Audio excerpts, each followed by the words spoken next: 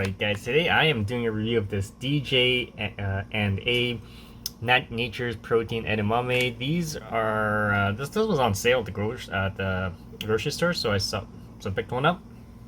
And basically it's crispy, delicious soybean snack. And here's the ingredients. Where is it? Right there. So these young soybeans, some canola oil, sugar, sea salt, yeast, and natural flavor.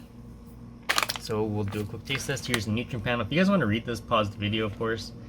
And let's open this up. Okay, so that's what it looks like. Check that out.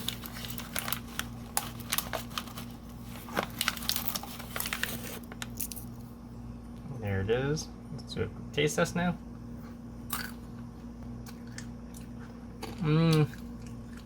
Okay, so it sort of resembles those, think of it like those wasabi peas that you had when you were, that you can get at grocery stores. It's like that, but without the wasabi. Yeah, it's decent. Doesn't have a big soy taste or anything like that. It's actually quite good, crunchy, and it's not overly dry like chickpeas are. If you fry them up, so not bad. Definitely check it out. If you have any questions, comments, guys, post below, subscribe to the channel.